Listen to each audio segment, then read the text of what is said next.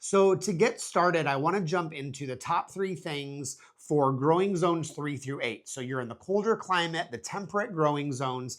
What are the top 3 things that you should be thinking about this time of year in the month of March? Now, I grew up in Michigan. I lived 17 years in Kansas City. I'm very familiar with cold, like Arctic cold. And so to me, this is like old hat.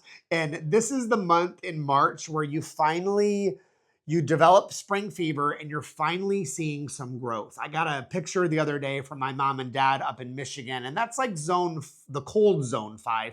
And they're seeing crocus come up, and they're seeing the hellebores, the Lenten rose, they're seeing the muscari and some of the starts of the daffodils that are coming. So spring is in the air. Now, this time of year for y'all, you could get a 50-degree day and then the next day it's 17 degrees. So you don't want to jump in full bore or put all of your eggs in one basket. You want to plan for the best, but brace yourself for the worst. So if I were still living in Kansas City right now this month, first of all, I would be planting my nightshades indoors, probably using grow lights. Most people don't have bright enough sunlight, even in a south or a west facing window, to really be able to let those plants grow in a healthy way. They get tall, they get lanky, they start flopping over too soon. So I really recommend doing grow lights. If you've got a little grow chamber, that's fine too, but increase the light to like 12 to 14 hours a day so your plants stay a little shorter, a little bushier, so when you bring them outside and start hardening them off,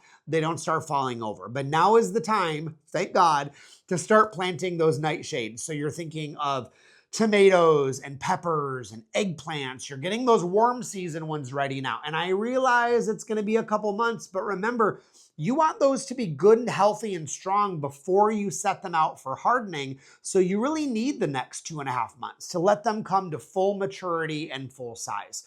So that's thing number 1, plant those nightshades indoors. Number 2, is order or purchase, if you haven't already, your soil amendment. So you're thinking of blood meal to push that initial green growth.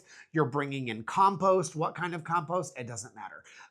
I like, mushroom compost in the food forest and like manure based in the vegetable gardens. But honestly, compost is compost. If you're going to add anything, you've got a limited budget, compost. It's the most bioavailable. It's light enough. It's building the organic soil structure of your soil. Now, if you're really getting past that danger of frost or approaching that last frost date, I would be starting to apply tree tone or plant tone. I like Espoma Organics is my kind of brand of choice. I'm not sponsored by them, by the way.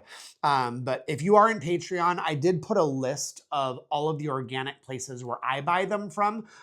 So you can quick link and quick reference those. If you're not in Patreon, you can check it out. There's a free 7-day trial with an all access pass, but you can always sign up as a free member and just get the basics. So the third thing that I would be doing in those colder climate zones is spring tool maintenance. So it's time to start getting out weed whackers, mowers, checking the chainsaw, some of those smaller 2-cycle engines I'm checking. I'm oiling my tools, my shovels, my rakes, my pitchforks. I'm getting off any rust that may have accumulated during the winter months. If there's any carburetor cleaning that needs to be done, I'm running a little brush through those.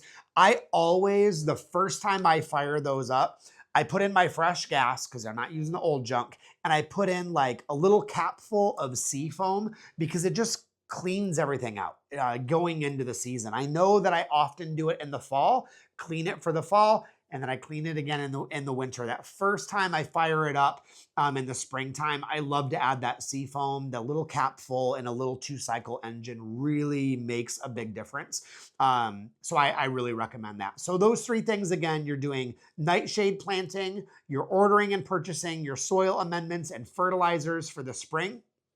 And then number 3, you're doing your spring tool maintenance time. And if you do only 3 things this month, those are the 3 things that you need to be doing.